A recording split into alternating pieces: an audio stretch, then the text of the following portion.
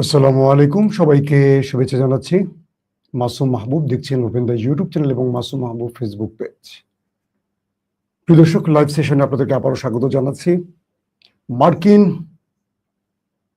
নৌবাহিনী ইরানের জাহাজের উপর হামলা করেছে। ইরান এবার পাগল হয়ে আমেরিকানদের খুঁজছে। দ্বিতীয় গুরুত্বপূর্ণ খবর, মুজতফা খামেনিকে হত্যার চেষ্টা করছে মার্কিন প্রেসিডেন্ট স্বয়ং। আমেরিকার এক গুরুত্বপূর্ণ ব্যক্তি মুখ ফুসকে এই তথ্য প্রকাশ করে দিয়েছে। পাশাপাশি হরমুজ প্রণালী ঘিরে এখন কি চলছে, যুদ্ধবিরতির ভবিষ্যৎ কি, অনেকগুলো বিষয় নিয়ে আলোচনা করতে চাই। দর্শক, অ্যান্ড্রু হক মার্কিন যুক্তরাষ্ট্রের নিউক্লিয়ার চিফ যাকে বলা হয়, এই ব্যক্তি কোনো একটি ট্র্যাপে পড়ে বা কোনো একটি জায়গায় গোপনে এক সাংবাদিকের রেকর্ডে ধরা পড়ে গেছেন। অর্থাৎ অ্যান্ড্রু হক, যিনি মার্কিন নিউক্লিয়ার প্রধান বা চিফ, তাকে ট্র্যাপে ফেলে দেয়া হয়েছে বা যে কোনোভাবেই হোক কোন একটি গোয়েন্দা সংস্থা বা কোন একজন রিপোর্টার গোয়েন্দা সংস্থার হয়ে কাজ করতে গিয়ে তার অনেক তথ্য প্রকাশ করে দিয়েছেন। অ্যান্ড্রু হক তার বক্তব্যে বলছেন, মার্কিন প্রেসিডেন্ট ডোনাল্ড ট্রাম্প তিনি ইরানে নিউক্লিয়ার অ্যাটাকের চেষ্টা করেছিলেন, কিন্তু মার্কিন জেনারেলরা তাকে সে কাজটি করতে দেয়নি। তিনি আরেকটি তথ্য ফ্লাশ করে দিয়েছেন, সেটি হলো ইরানের ভেতরে একটি স্কুলে হামলায় 2 শতাধিক নিহত হয়েছে, যার মধ্যে প্রায় 2.25 ছিল কোমলমতি শিক্ষার্থী। এটিও মার্কিন প্রেসিডেন্ট ডোনাল্ড ট্রাম্পের নির্দেশে বা তার নির্দেশ, এক কথায় তিনি এই শিশুদের হত্যাকারী ছিলেন। এই তথ্যটিও অ্যান্ড্রু হক প্রকাশ করেছেন। সবচেয়ে ভয়ঙ্কর যে তথ্যটি তিনি দিয়েছেন সেটি হলো যে মার্কিন president Donald Trump Ayatollah Ali খামেনির ছেলে, বর্তমান যিনি গদিসীন বা যিনি বর্তমান ইরানের সুপ্রিম লিডার, মুজতফা খামেনিকে হত্যার চেষ্টা করে যাচ্ছেন। একদিকে আমেরিকা আলোচনা করছে ইরানের সাথে, নেপথ্যে মোসাদ, সিআইএ এর মাধ্যমে আমেরিকা এবং ইসরায়েল খুঁজে বেড়াচ্ছে কয়েকজন ব্যক্তিকে। এর মধ্যে অন্যতম টার্গেট হলো মুজতফা খামেনি। এজন্য আমেরিকার বেশ কয়েকটি গণমাধ্যম এর আগেও সংবাদ প্রকাশ করেছিল, মুজতফা খামেনি নেই, তিনি মারা গেছেন, এটা সেটা।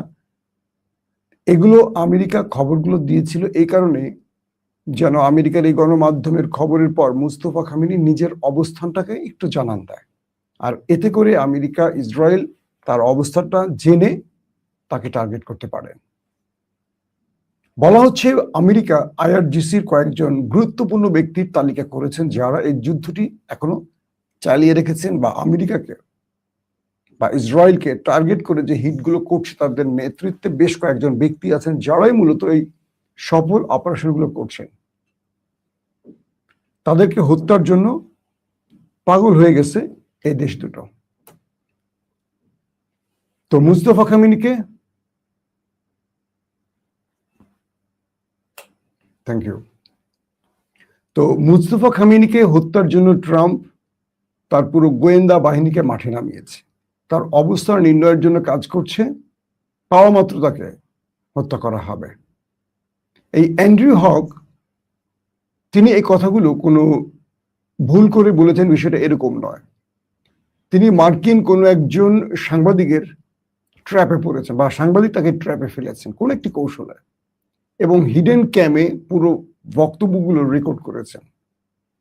এখন প্রশ্ন করতে পারেন যে আমেরিকা কি এরকম একজন সাংবাদিকের কাছে ধরা পড়ে সব তথ্য ফাঁস করে দিতে পারে এরকম একটি দেশ? বিষয়টি এরকম নয়।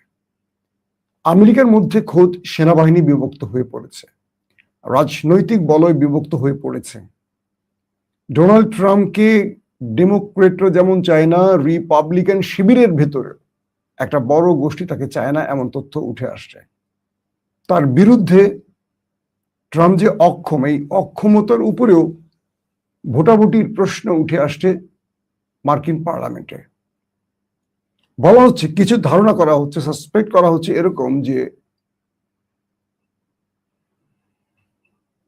আমেরিকার ভেতর থেকেই ট্রাম্পকে বিপদে ফেলতে অনেকেই আমেরিকার বা ডোনাল্ড ট্রাম্পের অনুসারীদের তথ্য লিক করে ট্রাম্পকে বড় বেকায়দায় ফেলতে চাইছে।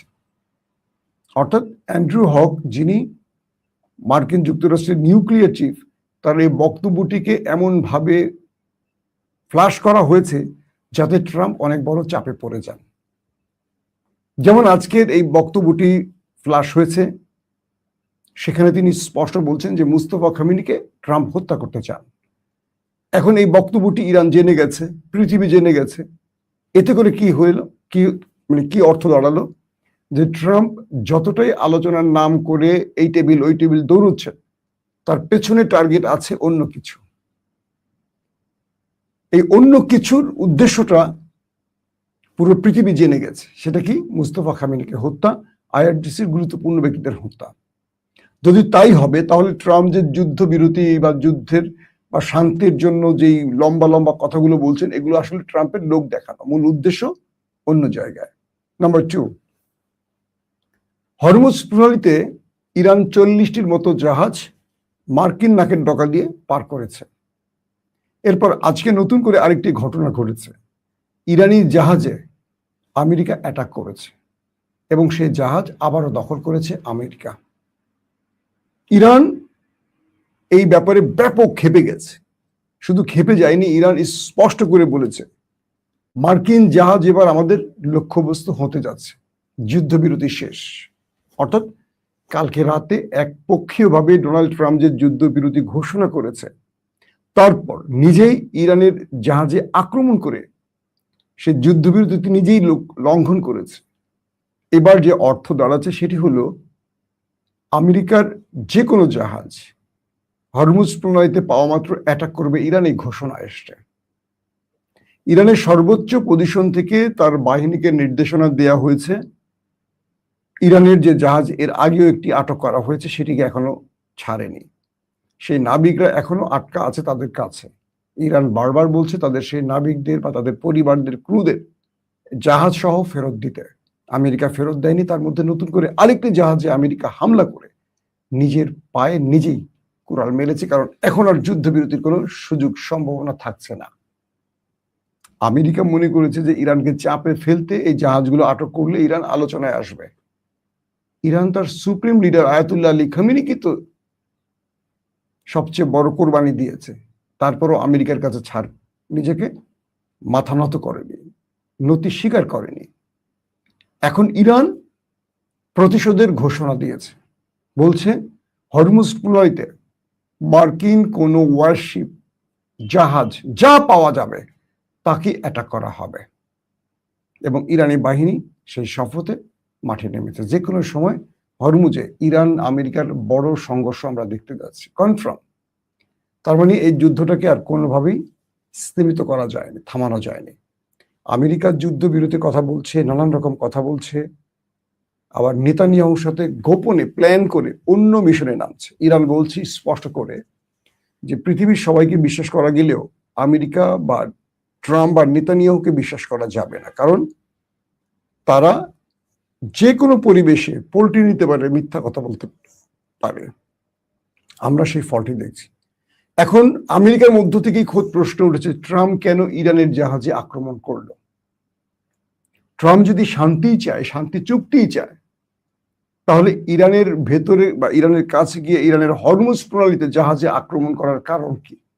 কারণ ট্রাম্প এই যুদ্ধবিরতি চায় না, সে চাইছে ইরানের সাথে আরেকটি যুদ্ধ, কিন্তু সে পারছে না মার্কিন জনগণ, মার্কিন রাজনীতিবিদ, মার্কিন এস্টাবলিশমেন্টের চাপের জন্য। তিনি পৃথিবীকে দেখাচ্ছেন যুদ্ধবিরতি, আর ভেতরে ইহুদি ইসরায়েলের প্রক্সি হয়ে কাজ করছেন। ডাইরেক্ট আমেরিকারা বলছে, এটা আমি বলছি না। এই পজিশনে দুই দেশের মধ্যে এখন আবারও যুদ্ধ শুরু হওয়ার সম্ভাবনা শুরু হয়েছে। পাশাপাশি পাকিস্তান আমেরিকাকে বলেছে যে আমাদেরকে ব্যবহার করছে যুদ্ধবিরতির জন্য, আর তুমি খেয়াল খুশি মতো কাজ করে আমাদের বিপদে ফেলছো। এটা তো ঠিক না। একদিকে ট্রাম্প বলছে খুব শিগগিরই কয়েক ঘন্টার মধ্যে যুদ্ধবিরতি হবে, আবার নিজেই আক্রমণ করে সেই যুদ্ধবিরতিটাকে যুদ্ধে রূপ দেওয়ার চেষ্টা করছে। আরেকটি খবর পাওয়া গেছে, সাউদার্ন লেবাননে ওই দেশটি, নেতাকাকুর দেশটি ব্যাপক অ্যাটাক করছে, বিভিন্ন জায়গায় তারা দখলের চেষ্টা করছে। দুই পক্ষের মধ্যে লড়াই চলছে এবং বলা হচ্ছে যে আরেকটি গাজা বানাবার চেষ্টা করা হচ্ছে। কয়েকটি জায়গায় দেখা গেছে যে তারা ঢুকে, লেবানিজদের ভিতরে ঢুকে সেই আবাসন দখল করে তাদের খাবার তারা খেয়ে ফেলছে, চুরি করে খাবার খাচ্ছে এবং সাউদার্ন লিবাননের মানুষদেরকে সেই বাড়িঘর থেকে বের করে দেয়া হচ্ছে। তাদেরকে বলছে কেউ এই শহরে আর আসবে না, অর্থাৎ এই অঞ্চলটি দখলের চেষ্টা করছে নেতাকাকুর বাহিনী। এবং তাদের সাথে আবার লেবানিজের মুজাহিদ যে বাহিনী, বিপ্লবী বাহিনী বা প্রতিরোধ বাহিনী, তাদের লড়াই চলছে থেমে থেমে। দুই পক্ষের মধ্যে লড়াই এখন অব্যাহত আছে। যে ইসরায়েল 12 দিনের যুদ্ধবিরতি ঘটালো, সেই ইসরায়েল কয়েক ঘন্টার মধ্যে আবারও লেবাননে আক্রমণ করে তার যুদ্ধবিরতি লঙ্ঘন করলো। তার মানে যে বিষয়টি প্রকাশ্যে আসলো সেটি কি, ট্রাম্প বলে নেতানিয়াহু বলে যুদ্ধবিরতির ঘোষণা করছেন এক মুখ দিয়ে, আর আরেক মুখ দিয়ে সেটাকে লঙ্ঘন করছেন। অর্থাৎ এই ব্যক্তি দুজনেরই ক্যারেক্টারের মধ্যে একটা মিল পাওয়া যায়। তারা সত্য সহজে বলেন না, আর তারা যেটা বলেন সেটাকে কেউ সত্য হিসেবে বিশ্বাস করতে পারে না। শেষ পর্যন্ত আবারও ইরান আমেরিকার যুদ্ধের মাঠে নেমে যাচ্ছে, এই প্রশ্নটি আবার উঠে আসছে। প্রত্যেকে ভালো থাকবেন। আল্লাহ হাফেজ।